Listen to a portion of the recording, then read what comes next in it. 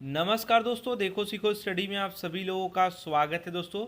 Railway group D के लिए दोस्तों यहाँ पर जो है प्रीवियस ईयर का पेपर हम लेके आ चुके हैं जीके और जीएस के लिए दोस्तों। तो यहाँ पर आप देखेंगे 17 दिसंबर 2018 का सेकेंड शिफ्ट में जो क्वेश्चन पूछे गए उनको देखेंगे। तो चलिए स्टार्ट करते हैं। प्रीवियस ईयर के ये सभी क्वेश्चंस हैं, तो मिलाते रहेगा और लास्ट में अपना स्कोर बताइएगा कितना आप स्कोर कर पा रहे हैं।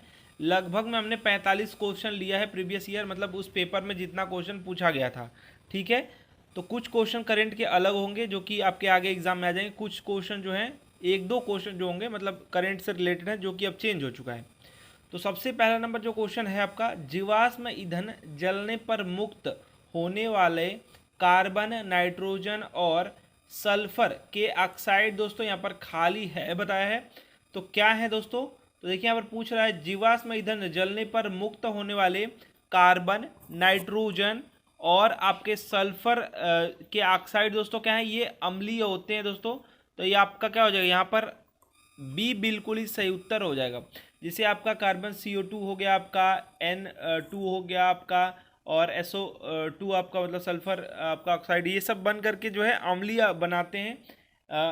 जिसे कि आपका कार्बोनिक अम्ल हो जाएगा, H2OCO3 हो जाएगा, नाइट्रिक अम्ल हो जाएगा तो HNO3 हो जाएगा, सल्फ्यूरिक अम्ल हो जाएगा तो H2SO4 हो जाएगा। तो अम्लीय यहाँ पर राइट आंसर होगा, बी बिल्कुल ही सही उत्तर होगा। नेक्स्ट बात करेंगे, लोहे में जंग लगने के दौरान खालिस्तान है लोहे पर दोस्तों कौन सा यहाँ पर परत चढ़ता है, यहाँ पर कोटिंग हो जाती है, आपसे पूछा जा रहा है। तो जंग से ही आप पकड़ लिए होंगे, ऑप्शंस में से जिसको पता है आंसर देते रहें। तो दोस्तों ये है आपका ऑप्शन नंबर डी, लाल भूरे चूर्ण का दोस्तों अस्तारण या फिर कहें कि जो कोटिंग होता है। ठीक है, तो यहाँ पर यही बात हो रही है, परत जो चढ़ जाता है, तो डी हो जाएगा।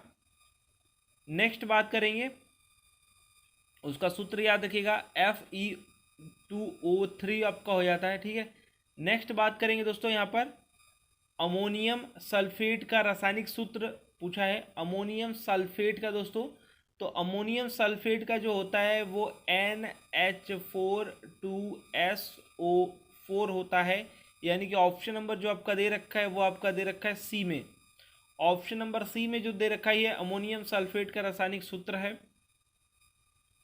चलिए नेक्स्ट बात करेंगे, किसी पदार्थ के घनत्व को खालिस्तान के रूप में परिभाषित किया जाता है। किसी पदार्थ के घनत्व को दोस्तों यहाँ पर खालिस्तान के रूप में परिभाषित किया जाता है। तो देखिए घनत्व का अगर आपको फॉर्मूला याद है तो आप कर लेंगे, द्रव्यमान, द्रव्यमान बटा के आपका क्या हो जाएगा, आयतन। तो यहाँ पर ऑप्शन दिया है द्रव्यमान प्रति इकाई आयतन दोस्तों, तो द्रव्यमान बटा के आयतन आपका हो जाएगा, यानी ऑप्शन नंबर जो है बी इसका राइट आंसर हो जाएगा। बी बिल्कुल ही ठीक राइट आंसर हो जाएगा। किसी पदार्थ के घनत्व को द्रव्यमान प्रति आयतन के रूप में परिभाषित किया जाता है। तो जो सूत्र होता है उसी से आप परिभाषा बना सकते हैं। नेक्स्ट बात करेंगे, निम्न में से कौन सी धातु ठंडे या गर्म पानी के साथ अभिक्रिया नहीं करती है दोस्तों? कौन सी धातु जो कि ठंडे या गर्म पानी के साथ अभिक्रिया नहीं करती है? तो यहाँ पर आप सभी लोग जानते हैं जस्ता या फिर कहें जिंक जो है, जिंक ऑप्शन दे रखा है, ये दोस्तों क्या है, ये जो है ठंडे या फिर गर्म के साथ जो है अभिक्रिया नहीं करती है। ठीक है, राइट आंसर इसका क्या हो जाएगा, इसका सी राइट आंसर हो जाएगा।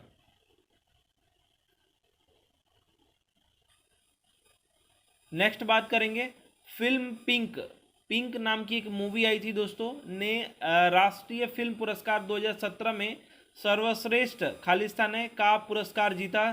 तो दोस्तों ये जो सर्वश्रेष्ठ पुरस्कार इसने जीता था, पिंक मूवी, ये दोस्तों जीता था 2017 का है, याद रखिएगा।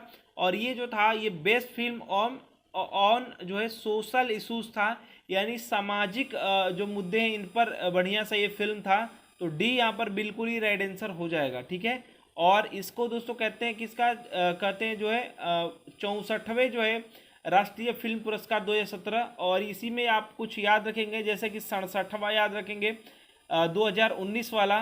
तो दोस्तों इसकी घोषणा जो है आपकी 22 मार्च 2021 को हुई दोस्तों। ठीक है, ये भी याद रखेंगे।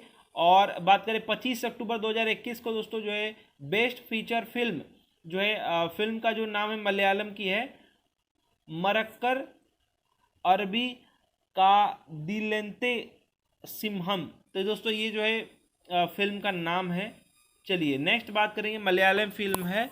नेक्स्ट बात करेंगे दोस्तों 2017 की जो असमिया फिल्म का जो नाम है वो नाम है दिक्षो बनात पलाश ने 64वें यानी 2017 वाले में 64वें राष्ट्रीय फिल्म पुरस्कार की बात मैंने किया अभी पीछे। ठीक है, में सर्वश्रेष्ठ खालिस्तानी के लिए नरगिस दत्त पुरस्कार जो है मिला है। तो दोस्तों यहाँ पर जो आपका सही होगा वो होगा राष्ट्रीय एकीकरण पर जो फीचर फिल्म है, फीचर फिल्म। तो दोस्तों इसके लिए मिला है, तो आपका डी जो है बिल्कुल ही राइट आंसर हो जाएगा। डी बिल्कुल ही राइट आंसर हो जाएगा। ये असमिया फिल्म है दोस्तों, इसका नाम है दिक्षो बनात पलाश। तो ये दोस्तों आपके लिए इंपॉर्टेंट हो जाएगा। साथ ही साथ दोस्तों याद रखिएगा इसके अंतर्गत दोस्तों एक मराठी फिल्म थी ताजमहल, 67वें में दोस्तों मिला है उनको। एक सेकेंड। और ताजमहल को दोस्तों जो है एक कहेंगे कि पुरस्कार इन्हें भी प्राप्त हुआ है, ताजमहल 67वां में याद रखेंगे। नेक्स्ट बात करेंगे खालिस्तान ने राष्ट्रीय फिल्म पुरस्कार 2017 में सर्वश्रेष्ठ फिल्म फ्रेंडली राज्य का पुरस्कार जीता। तो दोस्तों वही यहाँ पर बात हो रही है, जो पुरस्कार जो जीता है, जो राज्य जीता है वो दोस्तों आपको उत्तर प्रदेश है। ठीक है, 2017 की ये बात हो रही है। ठीक है, और दोस्तों यहाँ पर अगर बात करें मैंने 64वें और अब 67वें की बात करेगा तो आप याद रखेंगे कौन सा राज्य जब पुरस्कार जीता है वो सिक्किम याद रखिएगा। कौन सा? सिक्किम याद रखेंगे। लेकिन ये पीछे आपको पूछा था तो यूपी राइट आंसर हुआ था। नेक्स्ट बात करेंगे निम्न में से कौन सी कार्रवाई अनैच्छिक कार्रवाई नहीं है। देखिए इसमें से जो चीज़ है अनैच्छिक नहीं है, मतलब अपने से नहीं होता है। तो लार का श्रावण दोस्तों, श्राव जो होता है अपने से, ये जानते मतलब कि जिसको करना ना पड़े। तो दोस्तों इसको करना नहीं पड़ता, पाचन भी करना नहीं पड़ता, श्वसन भी करना नहीं पड़ता, साइकिल चलाना पड़ता है। तो दोस्तों आपका ये जो है अनैच्छिक नहीं है, तो बी बिल्कुल ही राइट आंसर हो जाएगा। नेक्स्ट बात करेंगे जीवन की उत्पत्ति के समय निम्न में से कौन सी गैस जो था वायुमंडल में उपस्थित नहीं थी। तो दोस्तों कौन सा नहीं था? ऑक्सीजन जो है नहीं था जीवन स्टार्ट मैंने उत्पत्ति के समय में।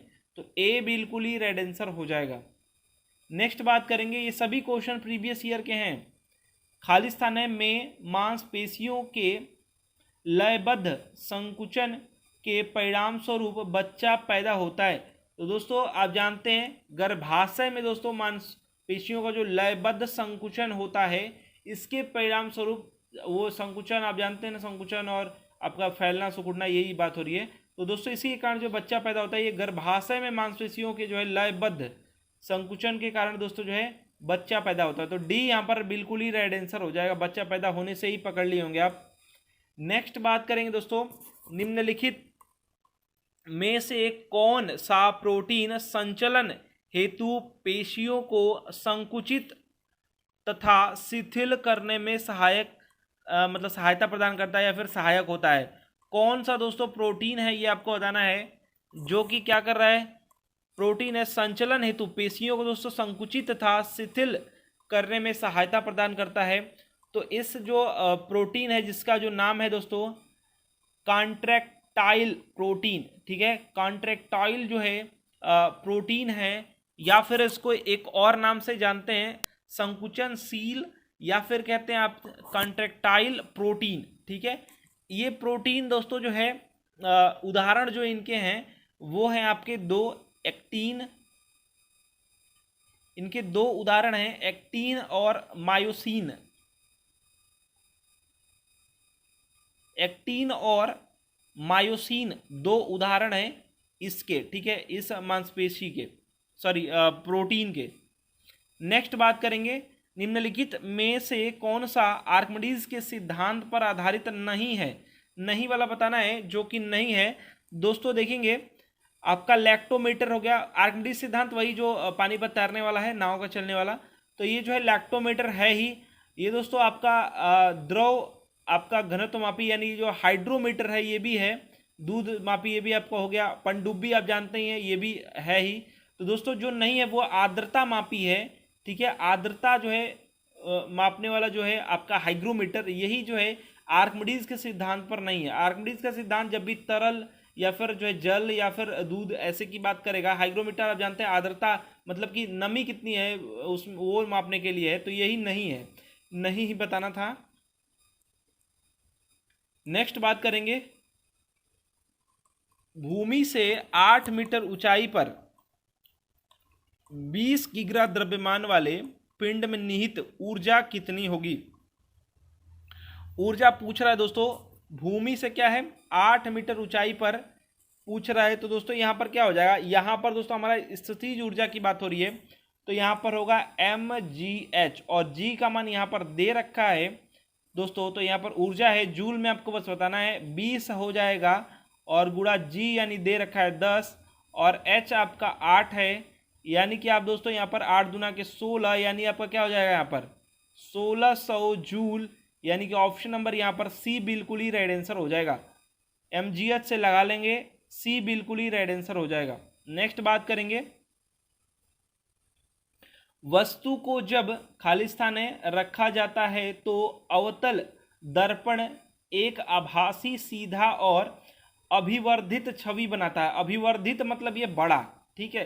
तो क्या बात हो रहा है दोस्तों, जब दोस्तों यहाँ पर F और P के बीच जब वह वस्तु को रखेंगे, F और P के बीच यानी फोकस की बात हो रही है और P यानी पोल यानी ध्रुव की बात हो रही है, ठीक है। फोकस और ध्रुव के बीच अगर कोई वस्तु को रखेंगे, रखा जाता है तो मतलब ये ऑप्शन में ए ही भराएगा। तो अवतल दर्पण जो है एक आभासी सीधा और बड़ा या फिर अभिवर्धित छवि बनाता है, तो यही इसका राइट आंसर होगा। ए बिल्कुल ही सही उत्तर हो जाएगा। एफ और पी के बीच यानी फोकस और ध्रुव के बीच, या फिर कहें ध्रुव को क्या कहते हैं कमेंट बॉक्स में बताइएगा, पोल, ठीक है। नेक्स्ट बात करेंगे, गतिज ऊर्जा और स्थितिज ऊर्जा का योग होता है। देखिए यांत्रिक ऊर्जा जो होता है यही होता है आपका गतिज और प्लस स्थितिज, ठीक है। ये दोनों बराबर करके यांत्रिक ऊर्जा होता है, तो ये दोस्तों आपका डी बिल्कुल ही राइट आंसर हो जाएगा। यांत्रिक ऊर्जा डी बिल्कुल ही सही उत्तर हो जाएगा। नेक्स्ट बात करेंगे, निम्न में से कौन सा कथन गलत है, गलत वाला बताना है, कौन सा इनमें से है जो कि गलत है। चलिए देखते हैं, यदि कोई वस्तु पानी में डूब जाती है तो इसका मतलब है कि, देखिए डूब रहा है वो बताना है, इसका मतलब क्या होगा। अगर ये डूब रहा है तो वस्तु पर पानी का ऊपरी प्रणोद, मतलब ये ऊपरी प्रणोद का मतलब उत्प्लावन बल जो होता है, नीचे से जो बल लगता है उसकी यहाँ पर बात हो रही है, वस्तु के भार से अधिक है। तो अगर वस्तु के भार से अधिक यहाँ पर जो ऊपरी प्रणोद लगेगा तो दोस्तों वस्तु को तैरना चाहिए। तो यहाँ पर बात क्या किया गया, यहाँ पर बात किया गया है कि वस्तु जो है पानी में डूब जाती है, तो ये तो होगा नहीं, यही यहाँ पर गलत है। बाकी आप देखें तो पानी का घनत्व जो है वस्तु के घनत्व से कम है बिल्कुल, तभी तो यहाँ पर जो है ये सही है, तभी यहाँ पर वस्तु घनत्व ज़्यादा है, तभी यहाँ पर डूब रहा है, डूबने की ही बात हो रही है। फिर यहाँ पर देखेंगे वस्तु का घनत्व पानी घनत्व से अधिक है, मतलब यही आपको उल्टा सीधा कर रहा है। दोनों बात एक ही है, बस घुमा करके बात किया गया है। वस्तु पर पानी का जो है ऊपरी प्रणोद, वही मैं उत्प्लावन बल की बात कर रहा हूँ, वस्तु के भार से कम होता है, ये सभी आपके सही हैं, तभी ये डूब रहा है। ये वाला जो है अगर ऐसा होता तो तैरता, ठीक है। तो ए बिल्कुल ही ठीक या फिर गलत हो जाएगा। नेक्स्ट बात करेंगे, यदि कोई बल यानी एफ की बात हो रही है, किसी वस्तु यानी कि विस्थापन की बात करिए, वस्तु पर विस्थापन एस की दिशा में लग रहा है तो कार्य पूछा जा रहा है। कार्य का तो फॉर्मूला ही होता है दोस्तों, W बराबर आपका फोर्स इंटू आपको मैंने यहाँ पर बल इंटू विस्थापन हो जाएगा। तो दोस्तों इसका राइट आंसर क्या हो जाएगा, यहाँ पर आपका राइट आंसर क्या हो जाएगा, यहाँ पर बी बिल्कुल ही ठीक उत्तर हो जाएगा। ये तो फॉर्मूला सबको याद होगा, बहुत ही आसान है, इसमें कुछ सोचना नहीं है दोस्तों। आपका राइट आंसर क्या हो जाएगा, बी हो जाएगा। नेक्स्ट बात करेंगे, गलत कथन पहचानना है, इसमें से गलत कौन सा ये आपको पहचानना है। इसमें से गलत कौन सा है दोस्तों, तो ओम के नियम के अनुसार पूछा जा रहा है, तो ओम के नियम के अनुसार पूछा जा रहा है कि इसमें कौन सा गलत है। तो दोस्तों आपका दिया है फर्स्ट नंबर ऑप्शन में I/R स्थिरांक लिख दिया है, यही दोस्तों आपका गलत है, तो ए बिल्कुल ही ठीक हो जाएगा। V बराबर आपका क्या, ओम के अनुसार अगर नियम के अनुसार चलें तो RI होता ही है, तो IR लिखा ये ठीक ही है, ये भी स्थिरांक हो जाएगा, यहाँ भी आपका हो जाएगा। यहाँ पर दोस्तों जो ऑप्शन में ए है यही यहाँ पर गलत है, ठीक है, क्योंकि यहाँ पर किसी भी प्रकार से जो है आई बटा के आप आर नहीं कर सकते हैं दोस्तों, ठीक है। आपका राइट आंसर क्या हो जाएगा, ए हो जाएगा। नेक्स्ट बात करेंगे, वी वेग से गतिमान एम द्रव्यमान के एक पिंड का दोस्तों यहाँ पर संवेग बताना है। तो संवेग बराबर क्या होता है, संवेग बराबर दोस्तों जो है आपका होता है एम इंटू वी। तो यहाँ पर एम इंटू वी जो है ऑप्शन नंबर ए में दे रखा है, तो यहाँ पर आपका राइट आंसर ए हो जाएगा, ठीक है। फॉर्मूला से आप चाहें तो परिभाषा बना सकते हैं, संवेग बराबर आपका क्या हो जाएगा, द्रव्यमान गुणा के आपका वेग हो जाएगा। नेक्स्ट बात करेंगे, बेगम हजरत महल कप किस खेल से संबंधित है। तो दोस्तों इसको याद करने के लिए मैंने ट्रिक बनाया है। तो अगर आपसे पूछ रहा है बेगम हजरत महल कप किस खेल से संबंधित है दोस्तों, तो महल है, तो महल को गिराने के लिए कौन सा खेल उपयोग में लाएंगे दोस्तों। तो देखिए इसको गिराने के लिए पहले अगर आप मूवी वूवी देखते होंगे तो पद्मावत में देखेंगे गोला बड़ा बड़ा फेंकते हैं तो डालते हैं, तो ऐसे करके आप जो है एक तरह से याद इमेज बना सकते हैं कि फुटबॉल बड़ा सा एक बॉल होता है, इससे थोड़ा सा चोट पहुंचाया जा सकता है महल को। तो ऐसे याद कर सकते हैं, फुटबॉल से संबंधित है, ठीक है, फुटबॉल से संबंधित है बेगम हजरत महल कप किस खेल से भैया, तो फुटबॉल से। नेक्स्ट बात करेंगे, निम्नलिखित में से किस खेल में क्रॉल, ब्रेस्ट स्ट्रोक है और बटरफ्लाई शब्द का प्रयोग किया जाता है। तो अगर बटरफ्लाई ना रहे तो आप लोग पकड़ ना पाएँ, अगर बटरफ्लाई हटा दिया जाए, ब्रेस्ट स्ट्रोक हो गया, क्रॉल हो गया, ये सब जो होता है ये तैराकी में होता है। बटरफ्लाई आप जानते हैं तितली की तरह तैरते हैं, देखने में लगता है लगभग, दोस्तों तैराकी में ये सब होता है, तो याद रखिएगा।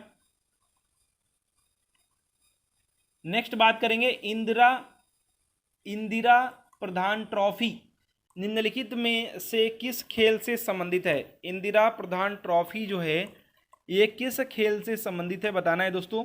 तो देखिए ये जो खेल से संबंधित है ये वॉलीबॉल से, किससे, वॉलीबॉल से दोस्तों ये संबंधित है।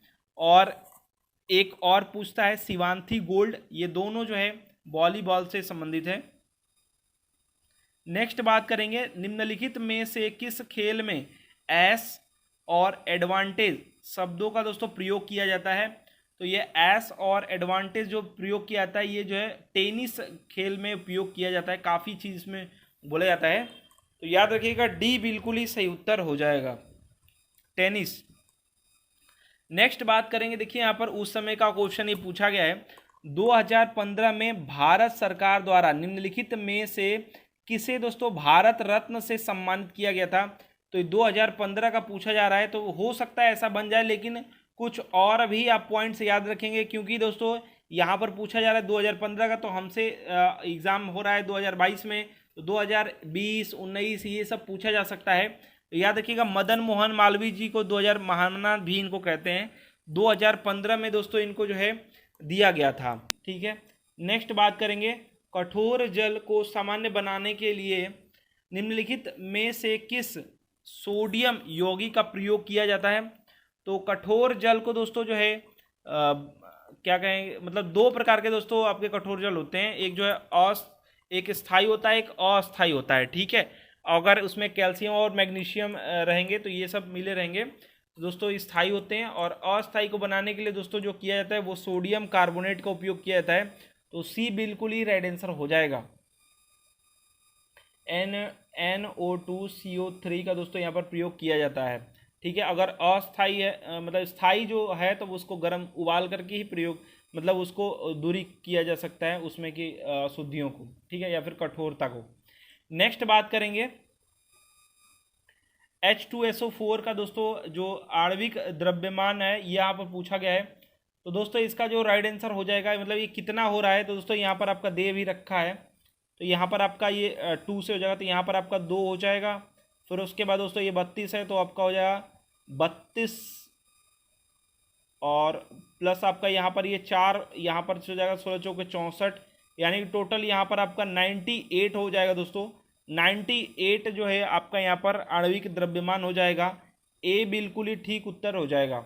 नेक्स्ट बात करेंगे, निम्न में से कौन जो है डोबेराइनर जो त्रियक है का उदाहरण नहीं है, कौन सा इनमें से है जो कि डोबेराइनर का त्रियक का उदाहरण नहीं है। तो दोस्तों यहाँ पर जो ऑप्शन नंबर ए में दे रखा है यही आपका नहीं है, ठीक है। ए बिल्कुल ही राइट आंसर हो जाएगा। तिर्यक का ये उदाहरण है, ये आपके तीनों जो है उदाहरण है, ठीक है। चलिए नेक्स्ट क्वेश्चन देख लेते हैं।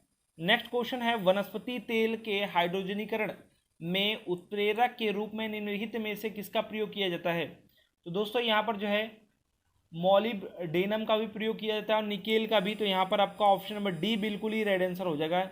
निकेल का उपयोग किया जाता है वनस्पति तेल के हाइड्रोजनीकरण में उत्प्रेरक के लिए। चलिए नेक्स्ट बात करेंगे, किस तत्व में 3 कक्ष होते हैं जो पूरी तरह से इलेक्ट्रॉन से भरे होते हैं। दोस्तों यहाँ पर दोस्तों 18वां यहाँ पे आपका ऑर्गन हो जाएगा, ठीक है। 2 8 8 होता है ऑर्गन का। दोस्तों यहाँ पर ए बिल्कुल ही राइट आंसर हो जाएगा। नेक्स्ट बात करेंगे, जहाज रानी मंत्रालय ने किस शहर में बंदरगाहों, जलमार्गों और तटों के लिए राष्ट्रीय प्रौद्योगिकी केंद्र यानी NTCPWC के गठन की आधारशिला रखी। NTCPWC माने बंदरगाहों और समुद्री क्षेत्रों को तकनीकी सहायता प्रदान करेगा। तो दोस्तों देखिए उस समय का ये क्वेश्चन पूछा गया है, हो सकता है कि आपका क्वेश्चन अभी भी बन जाए, लेकिन दोस्तों ये जो है आपका राइट आंसर इसका चेन्नई हो जाएगा। ए बिल्कुल ही राइट आंसर हो जाएगा, ठीक है। चेन्नई, ये दोस्तों 26 फरवरी 2018 का क्वेश्चन है, सब मतलब उस समय का ये करंट है दोस्तों। नेक्स्ट बात करेंगे, भारतीय अर्थव्यवस्था के संदर्भ में निम्नलिखित में से कौन सा क्षेत्र इसके अंतर्गत आता है। तो दोस्तों देखिए अर्थव्यवस्था की जब भी बात होगी दोस्तों, देखिए पशुपालन और कृषि की बात करेगा तो ये पहले में आता है या प्राथमिक में ये आता है, जानते हैं। अर्थव्यवस्था दोस्तों सबसे ज़्यादा जो योगदान है वो बैंकिंग का है, तो सी यहाँ पर बिल्कुल ही राइट आंसर हो जाएगा। बैंकिंग, स्वास्थ्य सेवा भी आ जाएगा, लेकिन यहाँ पर बैंकिंग राइट आंसर होगा। अर्थव्यवस्था का जब भी बात करेंगे तो सबसे ज़्यादा योगदान बैंकिंग का। नेक्स्ट बात करेंगे, निम्नलिखित में से किस भाषा को भारत सरकार द्वारा शास्त्रीय भाषा का दर्जा नहीं दिया गया है। तो दोस्तों किसको नहीं दिया गया ये पूछा जा रहा है। तो दोस्तों जिसको जिसको दिया जा चुका है उसका आप याद रखेंगे। यहाँ पर दोस्तों दिया जा चुका है, आपका मलयालम को मिल चुका है, कन्नड़ को दोस्तों मिल चुका है, संस्कृत को दोस्तों यहाँ पर मिल चुका है, और दोस्तों यहाँ पर प्राकृत को नहीं मिला है। तो सी यहाँ पर जो है बिल्कुल ही राइट आंसर हो जाएगा। प्राकृत को नहीं मिला है। कन्नड़ को और जो है आपके तेलुगु को कब मिला है।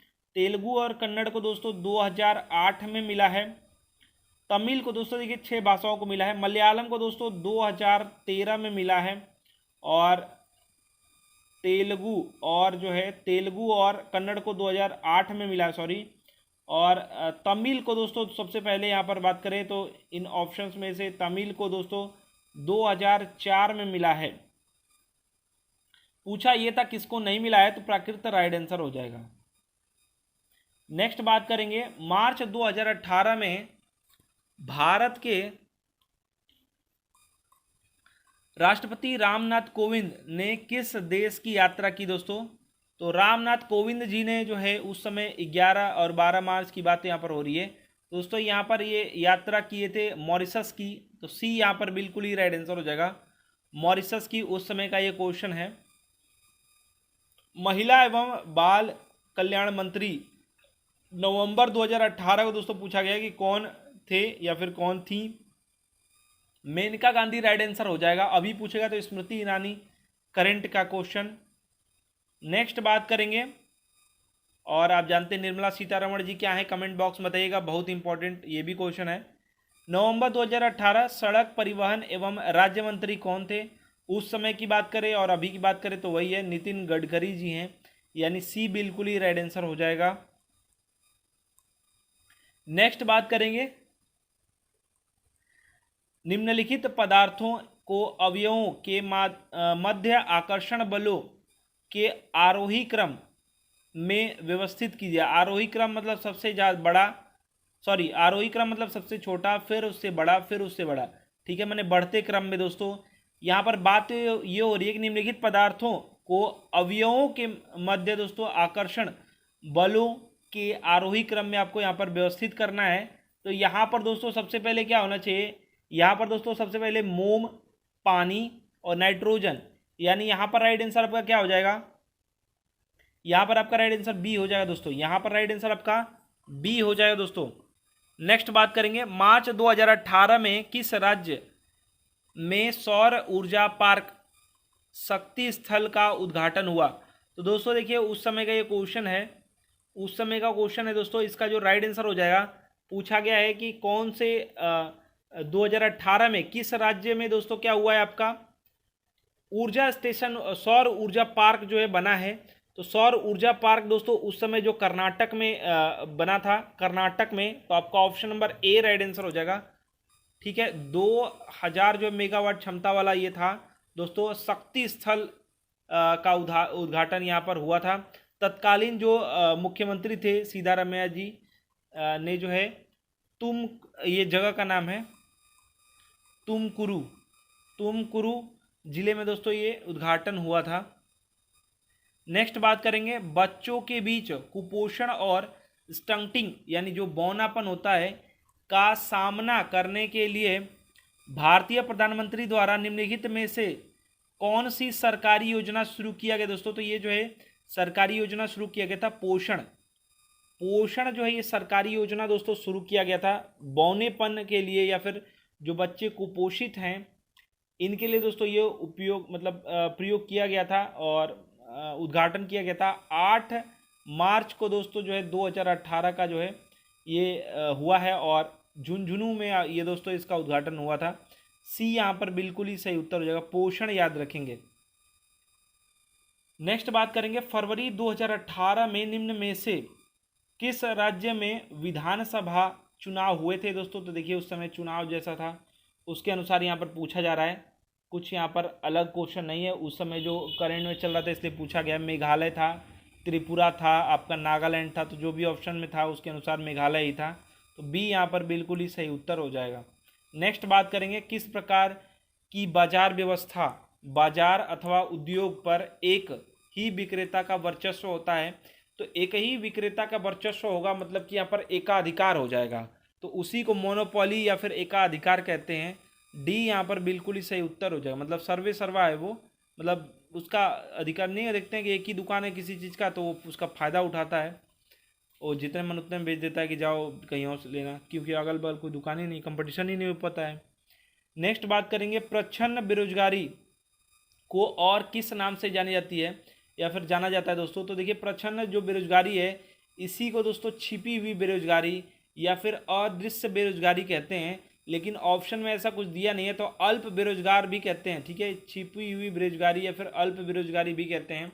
इसमें क्या होता है कि जैसे कि एक ज़मीन का टुकड़ा है, इसमें पूरे घर के लोग लगे हुए हैं, तो आप जानते हैं कि इसी में जो है सब लोग लगे हुए, लग तो रहा है कि सब यहाँ पर रोजगार है इसमें इन लोगों का, लेकिन अब एक लोग भी रहेंगे तभी भी उतनी पैदावार होगी, 10 लोग भी रहेंगे तब, क्योंकि ज़मीन उतनी सीमित है, बाकी समय वो खाली रहते हैं या फिर उसी में सब लोग लगे पड़े रहते हैं। तो इसको प्रच्छन्न बेरोजगारी या फिर अल्प बेरोजगारी या फिर छिपी हुई बेरोजगारी, अदृश्य बेरोजगारी ये सब कहते हैं।